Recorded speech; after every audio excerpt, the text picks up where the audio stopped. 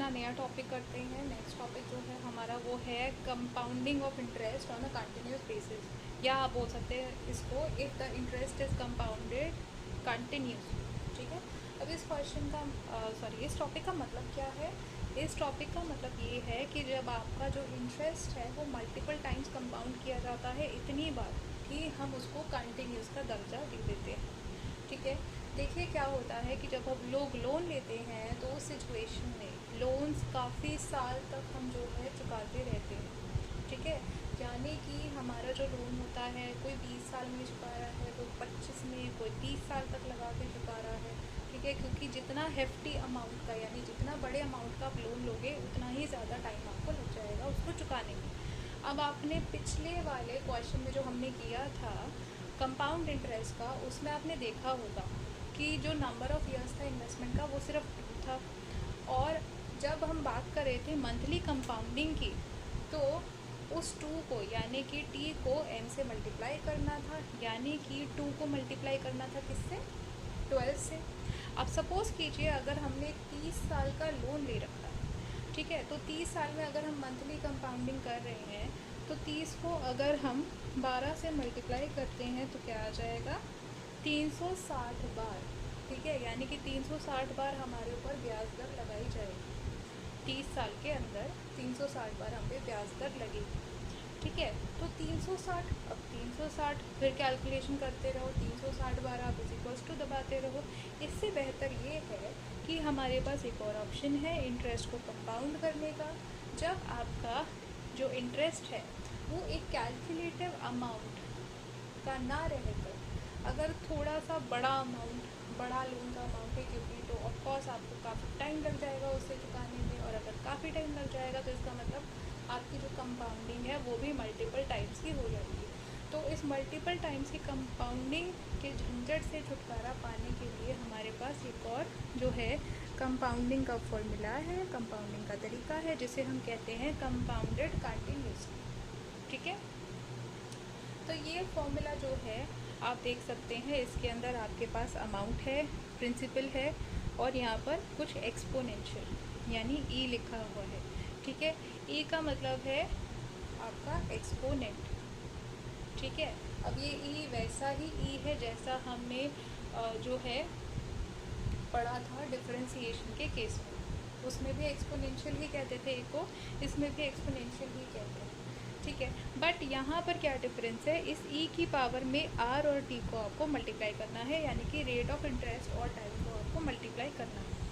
अब आप सोचोगे ये जो ई है अगर हम इसमें रेट ऑफ इंटरेस्ट और टी को मल्टीप्लाई कर देंगे तो हमें इस ई को कैसे मल्टीप्लाई करेंगे, हमें कैसे पता चलेगा कि इस ई की जगह पे क्या नंबर आएगा। तो उसके लिए आपको क्या करना होगा, जो एक्सपोनेंशियल टेबल है जो कि आपको आपकी बुक के सबसे लास्ट में दे रखा है, इस टेबल का आपको इस्तेमाल करना है। जैसे आप लॉगरिथमिक टेबल यूज़ करते थे उसी तरीके से आप यहाँ पर एक्सपोनेंशियल टेबल्स का यूज़ करोगे। ठीक है, ये रहे आपका एक्सपोनेंशियल टेबल्स। इसके अंदर यहाँ पर आप देख सकते हैं वैल्यूज़ दे रखी है, उसके कॉरिस्पॉन्डेंट में ई की क्या वैल्यू होगी वो दे रखी है, और उसके ही कॉरिस्पॉन्डेंट में अगर नेगेटिव ई की पावर है तो उसकी क्या वैल्यूज़ होगी वो यहाँ पर दे रखी है। तो यही वाला एक्सपोनेंशियल टेबल आपका यूज़ होगा जब हम बात करेंगे कंटिन्यूस कंपाउंडिंग की। ठीक है, अब एक क्वेश्चन देख लेते हैं ताकि हम समझ सकें कि किस तरीके से हमारे को इस क्वेश्चन को सॉल्व करना है। तो यहाँ पर हमें कंपाउंडिंग कंटिन्यूसली का मतलब समझ आ गया कि जब आपकी ब्याज दर जो है मल्टीपल टाइम्स लगाई जाती है, मल्टीपल टाइम्स कंपाउंडिंग होती है आपके इंटरेस्ट की, तो मल्टीपल टाइम्स को बजाय स्पेसिफिक नंबर देने के, जब वो इतना बड़ा क्योंकि हो जाता है नंबर कि उसको आप मल्टीप्लाई कर करके ही थक जाओगे, तो उस सिचुएशन में हम क्या करते हैं, कंटिन्यूस कंपाउंडिंग का यूज़ करते हैं। ठीक है, अब जो ये क्वेश्चन है आप उसको पढ़िए, उसके अंदर क्या लिखा है, मिस्टर राव इन्वेस्टेड ₹30,000, ये 30 लिखा है, ₹30,000 in a fund paying interest at the rate 7% per annum compounded continuously. तो यहाँ पर आपको प्रिंसिपल दे रखा है, रेट ऑफ इंटरेस्ट दे रखा है, और यहाँ पर आपको जो है टाइम नहीं बताया बट ये बताया कि कंपाउंडेड कंटिन्यूसली। एक बारी जो है मैं क्वेश्चन को फिर से देख लेती हूँ, इसमें टाइम भी मेंशन होगा कुछ पक्का, तो एक बारी मैं क्वेश्चन देखती हूँ। ठीक है जी हाँ, इसमें टाइम भी लिखा है 4, 6 ईयर्स। ठीक है, तो अब हमारे पास में जो भी डेटा रिक्वायर्ड है कंटिन्यूस कंपाउंडिंग के लिए, जो भी रिक्वायरमेंट्स थी वो पूरा हो चुका है। हमारे को अमाउंट निकालने के लिए प्रिंसिपल दे रखा है जो कि है 30,000 रुपीज़। ठीक है, एक्सपोनेंशियल आपको ऐसे ही लिखना है। रेट ऑफ इंटरेस्ट है आपका 7%, तो इसे हम लिखेंगे 0.07।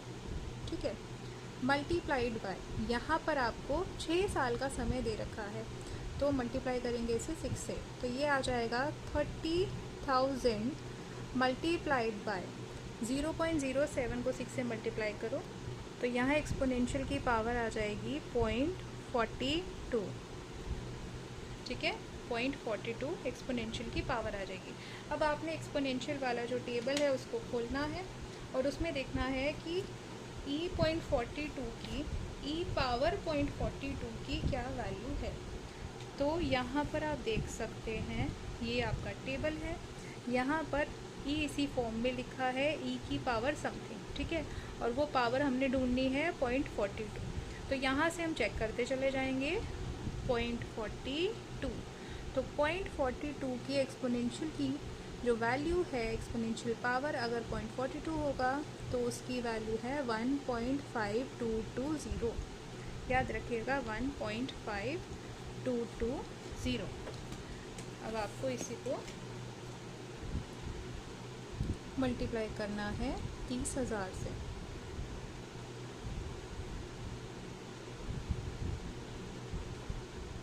तो अगर हम 30,000 को 1.5220 से मल्टीप्लाई करते हैं तो हमारे पास आ जाता है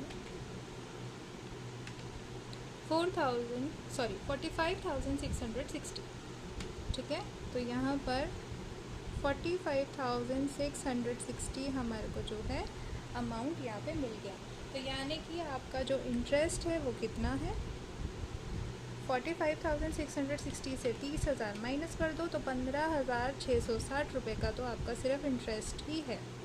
अब आप देख सकते हैं यहाँ पर क्योंकि मल्टीपल टाइम्स कंपाउंडिंग हुई है, यानी कि यहाँ पर कंटिन्यूस हमने जो है कंपाउंडिंग करी है, तो इस सिचुएशन में आपको कितना अच्छा खासा इंटरेस्ट मिलता है। ठीक है, तो ये कॉन्सेप्ट आई थिंक आपको क्लियर हो गया होगा कि जितने नंबर ऑफ टाइम्स हम कंपाउंडिंग करते हैं उतना ही ज़्यादा आपको इंटरेस्ट रिसीव होता है, क्योंकि उतनी ही बार आपने जो है इंटरेस्ट रेट को चार्ज किया है, जितने भी आपके रिस्पेक्टिव जो है गिवन जो भी डेटा दे रखा है उसके अकॉर्डिंग।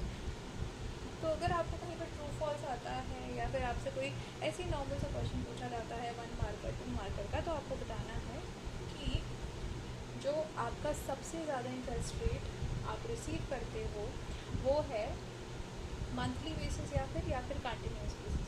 जब आपकी मंथली कंपाउंडिंग होती है या कंटिन्यूस कंपाउंडिंग होती है, उस सिचुएशन में आपको मैक्सिमम इंटरेस्ट मिलता है एज़ कम्पेयर टू जब आप एनुअल बेसिस पे कंपाउंडिंग करते हो तब। आई होप आपको कंटिन्यूस कंपाउंडिंग का क्वेश्चन भी समझ आया होगा। Thank you so much.